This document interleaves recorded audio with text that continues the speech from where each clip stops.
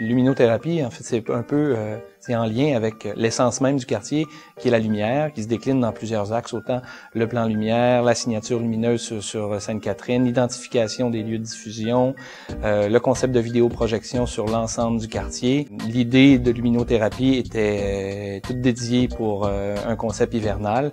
L'idée de jouer avec la lumière et de ramener les gens au centre-ville, soit pour l'offre avant et après le spectacle, surtout aussi pour se donner une raison de se réapproprier l'hiver à Montréal et au centre-ville.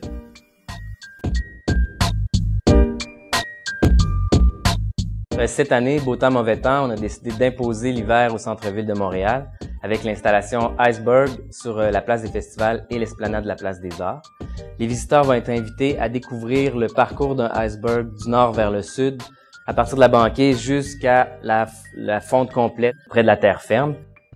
4 étapes de vie, 4 grosseurs, 4 ambiances sonores différentes. Et on a décidé de travailler les ambiances sonores donc dans l'esprit de cette descente-là, donc de la fonte du glacier. Donc au début, on a une ambiance sonore qui est très naturelle, très froide, donc la glace, le vent. Et là, plus on s'avance, plus les sons deviennent un peu plus musicaux. Donc le deuxième iceberg commence à fondre. Donc c'est les bruits d'eau, c'est le ruissellement de l'eau. Le troisième iceberg, un peu plus petit, on se rapproche de la côte. Donc, on est plus musical, c'est plus le vent. Et quand on arrive sur l'esplanade de la Place des Arts, l'interactivité et l'expérience sera différente. Chacun des modules est comme une expérience en soi, très intéressante, je dirais même spectaculaire pour les gens qui vont la vivre. Le Jour des 8 soleils, c'est un projet en images et son qui est distribué sur 8 édifices au centre-ville de Montréal. Donc, c'est une histoire partagée, segmentée. Donc, on peut suivre un peu ce parcours-là pour vraiment découvrir d'étape en étape une histoire. C'est une histoire de quelqu'un qui poursuit une boule de lumière.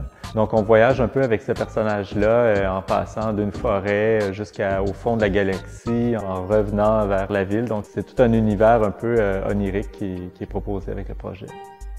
Alors, dans le projet, j'étais en charge, en fait, de faire un accompagnement sonore pour les images de Pascal Grandmaison. J'ai créé donc 8 trames différentes pour les 8 bâtiments qui font partie du parcours. Et ça a été donc, dans le fond, de m'imprégner de chacun des tableaux que Pascal a créés pour faire une atmosphère qui, à mon sens, était enveloppante et qui allait un petit peu dans le sens aussi de la luminothérapie. Mais surtout, ce qui est important pour moi, c'est de travailler avec et puis de présenter ce projet-là à un public très élargi. Donc, c'est pas nécessairement quelqu'un qui va se dire « je m'en vais voir tel projet à tel endroit ». Les gens vont pouvoir passer par hasard et puis prendre des bribes du projet.